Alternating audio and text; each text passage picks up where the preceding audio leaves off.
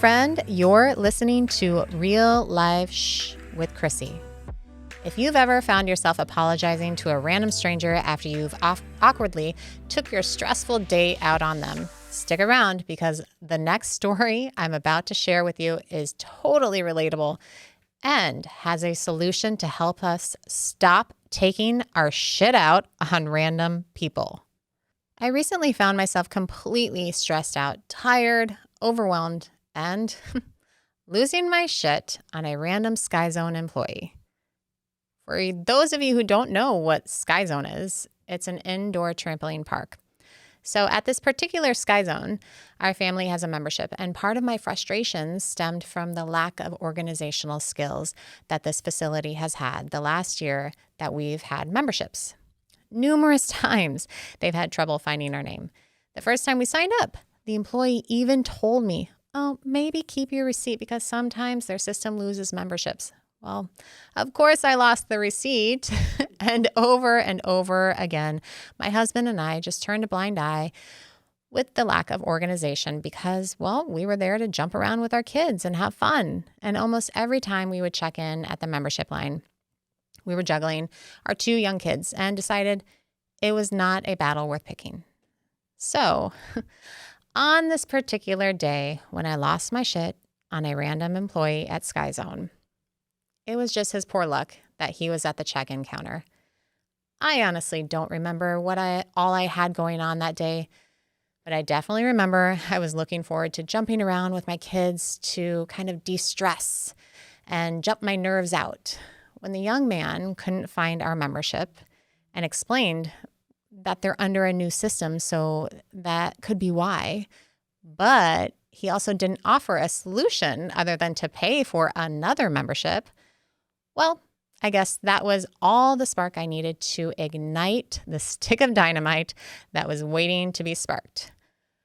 I could feel myself grow more frustrated, so much to the point that before I started losing my shit, I even suggested, maybe I should talk to somebody else since it doesn't seem like this conversation is progressing into a solution that both of us are happy with. His response was, well, no. And honestly, that just kind of set me off because in my monkey brain, I was able to spit out a solution while also gently putting out a boundary. A boundary basically being, I don't want to talk to you anymore. I do admit I was not clear about my boundary at all.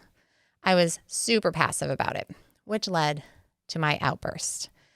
After he said no to me, I said, "Can I talk to your manager, please?"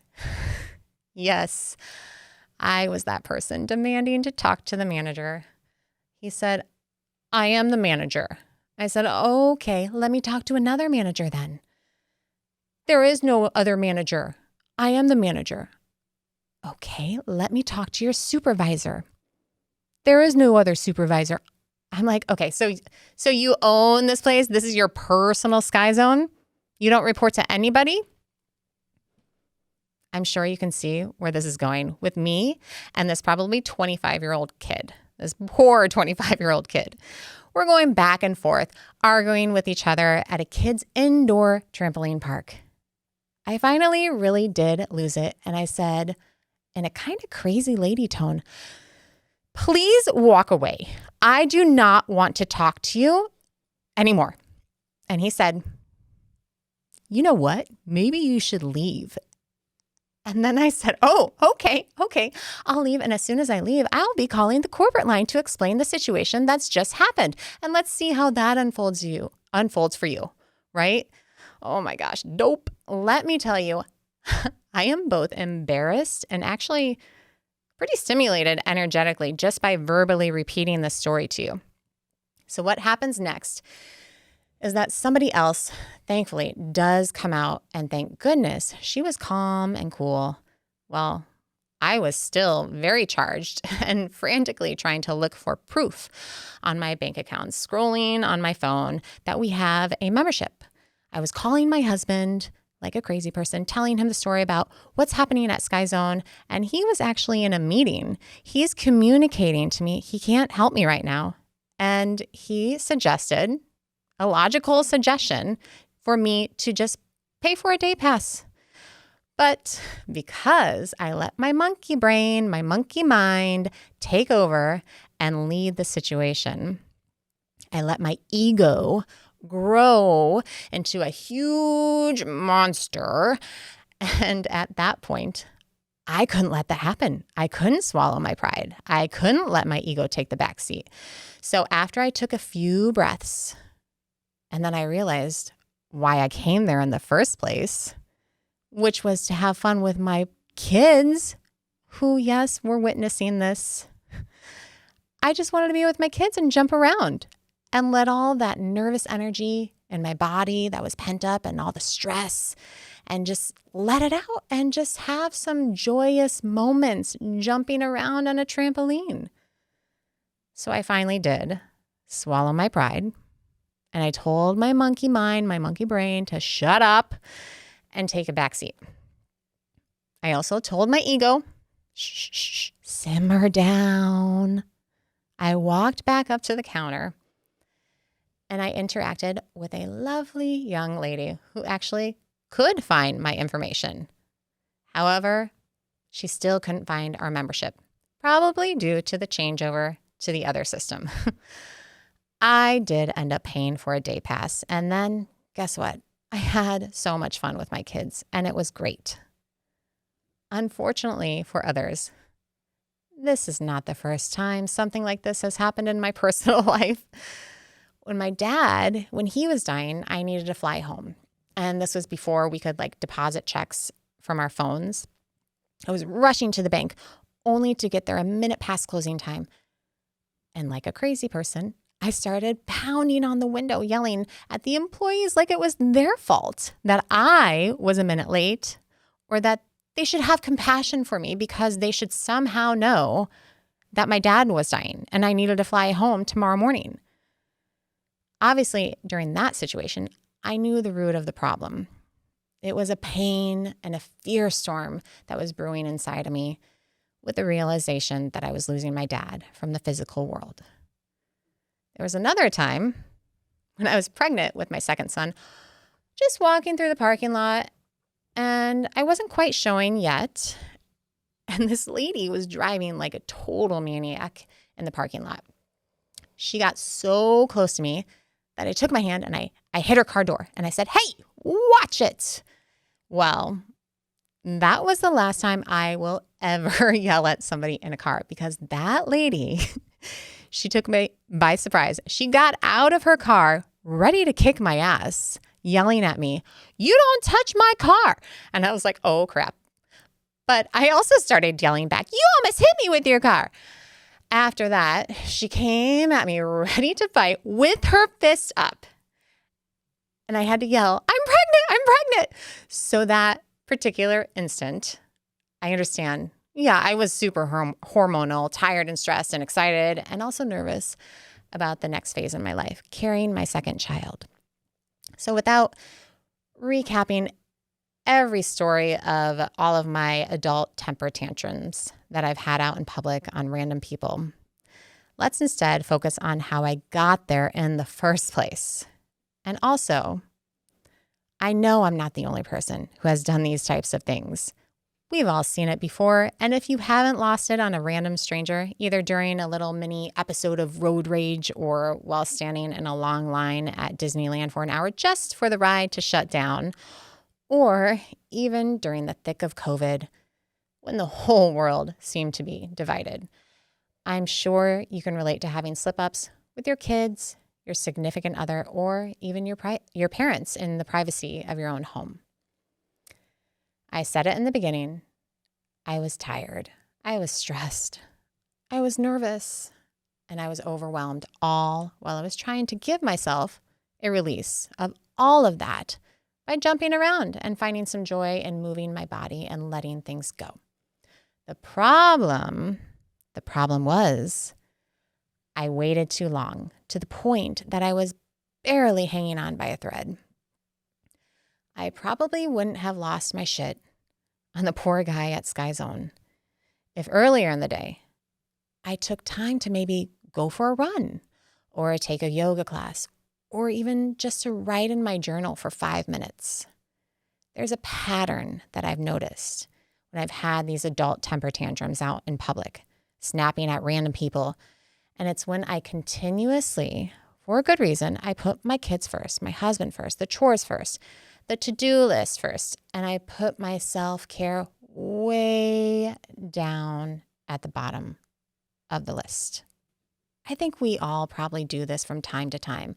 So instead, let's change our habits that are no longer serving us or really anyone around us, including random people at Sky Zone. Think of a car. We have to feed it gas, change the oil, give it a good wash, and take it in for service for the regular checkups. We know this about our car. We especially know this when we are dependent on our car for hauling ourselves and our loved ones around. Why do we forget this about ourselves? We need to feed ourselves healthy food to keep us going. We might need to change our routine or habits or our oil. If it's not sustainable, we need to cleanse ourselves, both physically and spiritually. Sometimes we need to slow down or cool off. Just like a car, we're overrunning our engine with an endless to-do list. Or if we're running hot, if you're noticing that you're easily frustrated lately or a little grumpy, that's a signal. Think of it like the light coming on in your car. If you're overheating, pull over to cool down the engine. When I was at Sky Zone, my overheating light, it came on, but I didn't pull over. I didn't pull over soon enough. I waited to pull over right before the car was basically about to explode because I let my ego and my monkey mind drive. I got distracted with the task of trying to make the Sky Zone employee pull over his car while ignoring my own check engine light. That day, in that moment at Sky Zone, was so frustrating for me because it wasn't my fault that their system had lost our membership information. And while I don't want to look like a fool paying for a day pass when I don't need one because we have a membership, guess what? I ended up looking like a fool by raising my voice and arguing back and forth with a 25-year-old manager at Sky Zone. The fact is, these things are going to happen to us in the world. We're going to get frustrated because of other people's actions or lack of actions. And then the domino effect happens. Every time I've lost my cool, it takes me by surprise. And I'm almost in shock in the aftermath, asking myself, what the heck happened? I never feel like that during the situation, though. During the situation, it feels kind of right, mainly because, again, I'm letting my monkey mind steer the car, but also because I was getting pent up energy out of my system. And that's what happens when we don't deal with our anxiety, our nerves, our frustration, the overwhelm, and even the underwhelm. It all ends up coming out like an exhaust system on our car. But when our monkey mind is steering, it usually backfires and comes out sideways and in all different crazy directions, polluting everyone around us. As I relive these stories, it does have a certain comical feel to it because my behavior and the other people's behavior, it was humiliating and laughable. And that's one of the keys. Laugh. Laugh the next time you find yourself in one of these situations. The super frustrating, I'm going to pull my freaking hair out. What the heck is wrong with this person that I'm talking to that's not understanding what I'm communicating? Why can't they do their job type of situation. Why are you driving like a maniac? I have kids in the car kind of situation, and so on and so on. You know what I'm talking about. You've been there. My advice to you and to me is to simply laugh about it. The divine has given us this beautiful, wonderful gift of laughter. Laughter can calm your nerves. Laughter can bring you into a different headspace.